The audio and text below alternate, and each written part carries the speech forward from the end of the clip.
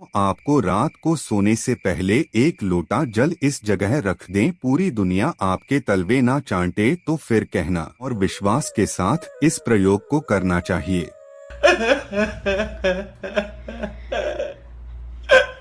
ऐसा व्यक्ति है जिसको अंधेरे में जाने से डर लगता है, तो ऐसे में आप एक गिलास साफ पानी ले लीजिए और उस पानी को देखते हुए बोलिए। आपके शरीर में मौजूद पानी ना सिर्फ आपके शरीर को सुरक्षित रखने का कार्य करता है, बल्कि यह आपके चंद्रमा को भी मजबूत बनाने का कार्य करता है।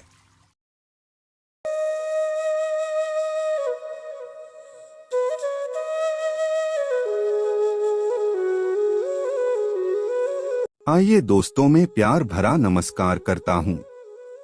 दोस्तों, मैं आपसे बोलता हूँ कि इस वीडियो को अधूरा मत छोड़ना, आपको पाप लग सकता है।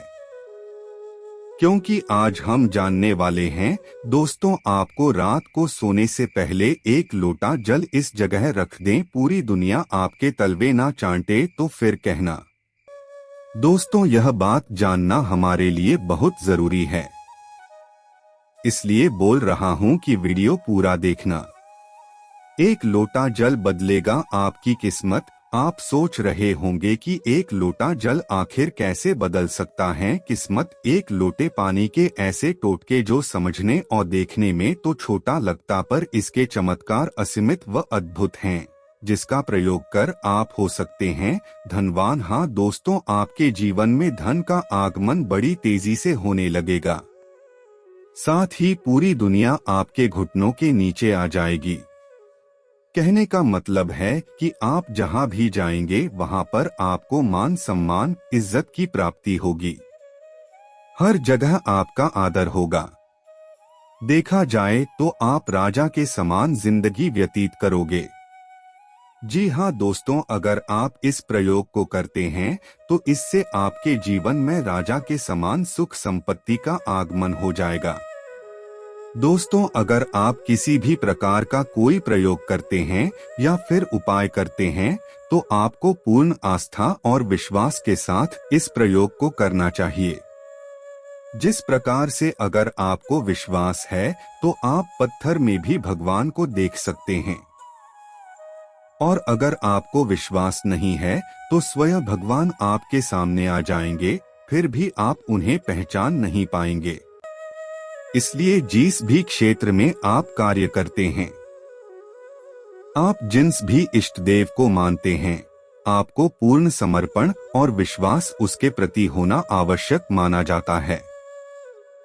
तभी जाकर के आपके सभी प्रकार के मनोरथ सिद्ध होते हैं। दोस्तों, अगर आपका मन मजबूत होगा तभी जाकर के आप पूर्ण विश्वास के साथ किसी भी कार्य को कर पाएंगे। और पूरे विश्वास के साथ अगर आप किसी प्रयोग या फिर उपाय को करते हैं तो निश्चित रूप से आपको उसका लाभ भी देखने को मिलेगा। अगर दोस्तों आप आंतरिक रूप से खुश रहेंगे तो बाहर से आपको कोई भी दुखी नहीं कर सकता। काम के प्रति आपकी आस्था जगने लगेगी। दोस्तों, पानी एक ऐसी चीज है जो हर चीज में प्रवेश कर जाती है, यानी कि कोई भी वस्तु पानी के धारा को रोक नहीं सकती। हर जगह पानी समाहित हो सकता है। पानी अपने आप में स्वतंत्र होता है, लेकिन जिसके साथ वह मिल जाती है उसी का स्वरूप ग्रहण करके उसी के समान फल प्रदान करने लगती है। दोस्तों, पानी के माध्यम से आप अपने जीवन की हर एक समस्याओं का समाधान बड़ी ही आसानी के साथ कर सकते हैं। जैसे कि अगर आपके घर में कोई बच्चा है जिसका मन पढ़ाई लिखाई में नहीं लगता, जिसकी वजह से उसके माता पिता परेशान रहते हैं, तो दोस्तों ऐसे में आपको क्या करना है? एक कांच के गिलास में साफ पानी ले लीजिए। उस पानी को ध्यान से देखते हुए आपको खुद बच्चे के लिए कहना है कि मेरा पढ़ाई में मन लगने लगा है। मैं अब रोजाना इतने घंटे पढ़ाई करूंगा। अब मैं हमेशा ही अपने क्लास में उच्च आने का प्रयास करूंगा। इस प्रकार से दोस्त तो उस पानी को देखते हुए आपको उसे अभिमंत्रित कर लेना है और उसे अपने बच्चे को पिला देना है जिसका मन पढ़ाई लिखाई में नहीं लगता। विश्वास कीजिए, यह इतना ज्यादा शक्तिशाली प्रयोग है कि इसको करते ही कुछ दिनों में इसका रिजल्ट देखने को मिलता है। दोस्तों, वीडियो में आगे बढ़ने से पहले आपसे अनुरोध है कि हमारी प्रस्तुति आपको पसंद आती है तो वीडियो को अभी लाइक कर चैनल को सब्सक्राइब कर ले। अब वीडियो को आगे बढ़ाते हैं। दोस्तों, अगर आपके घर में कोई ऐसा व्यक्ति है जिसको अंधेरे में जाने से डर लगता है, तो ऐसे में आप एक गिलास साफ पानी ले लीजिए और उस पानी को देखते हुए बोलिए, मुझे अंधेरे से डर नहीं लगता, और ऐसा हाँ करके आपको उस पानी को उस व्यक्ति को पिला देना है जिसे अंधेरे से डर लगता। ऐसा करते ही वह व्यक्ति अंधेरे से डरना छोड़ देगा, यानी कि उसे अंधेरे से डर नहीं लगेगा। दोस्तों, पंचतत्व में से एक जल को भी माना जाता है जो हमारे पूरे शरीर में विद्यमान है। अगर आपके शरीर में जल की कमी होती है तो इससे न सिर्फ आपको शारीरिक समस्याओं का सामना करना पड़ता है, बल्कि आपको अपने जीवन में कई प्रकार की आर्थिक, मानसिक और सामाजिक समस्याओं का सामना करना पड़ता है। आपके शरीर में मौजूद पानी न सिर्फ आपके शरीर को सुरक्षित रखने का कार्य करता है, बल्कि यह आपके चंद्रमा को भी मजबूत बनाने का कार्य करता है। चंद्रमा को जल का कारक ग्रह कहा जाता है, इसलिए दोस्तों चंद्रमा का बलि होना बेहद ही आवश्यक माना जाता है, क्योंकि चंद्रमा मन का कारक होने की वजह से हमारे जीवन में एक बहुत बड़ा रोल प्ले अदा करता है। दोस्तों, अगर आप खुद किसी भी प्रकार की कोई समस्या से परेशान हैं, तो आपको एक गिलास पानी ले लेना है और उस समस्या को मन ही मन एक बार उच्चारण करना है और बोल देना है कि मुझे इस समस्या से कुछ दिनों में छुटकारा मिल जाएगा। इस प्रकार से उस जल को अभिमंत्रित करके खुद उस जल को पी लीजिए। यदि आप लगातार 7 दिनों तक इस क्रिया को करते हैं तो इससे आपकी परेशानी दूर हो जाएगी।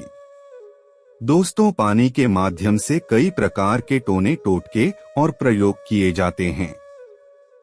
अगर आप पानी का प्रयोग करके किसी व्यक्ति के ऊपर वशीकरण करते हैं तो वह व्यक्ति जीवन भर आपके खिलाफ नहीं जाएगा, वह आपके अनुसार ही कार्य करने का प्रयास करेगा।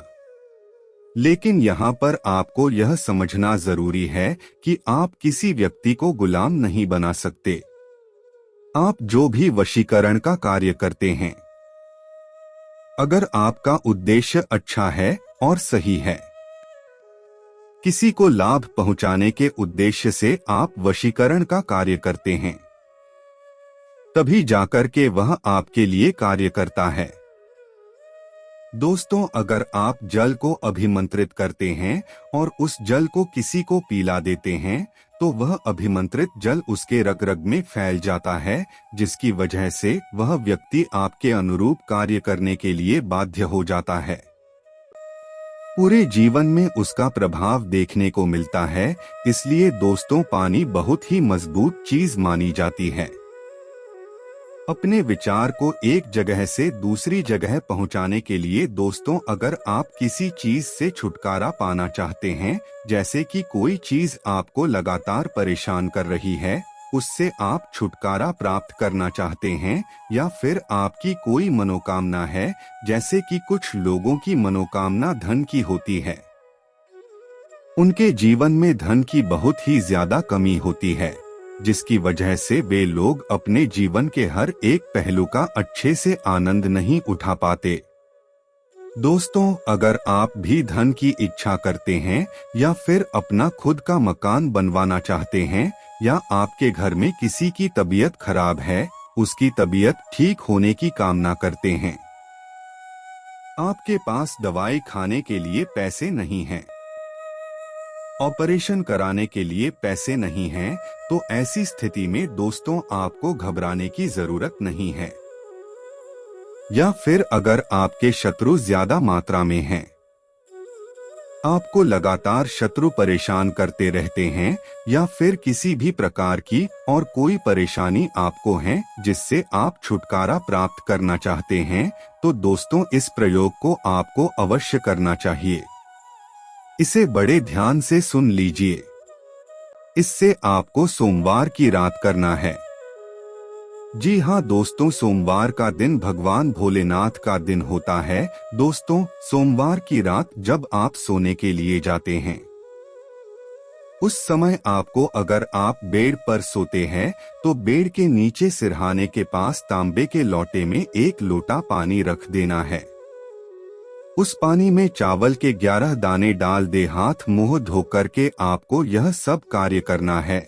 और जब आप सोने के लिए बेड पर जाएंगे, उसी समय आपको मन ही मन कम से कम 5 मिनट तक अपनी इच्छा को सोचना है।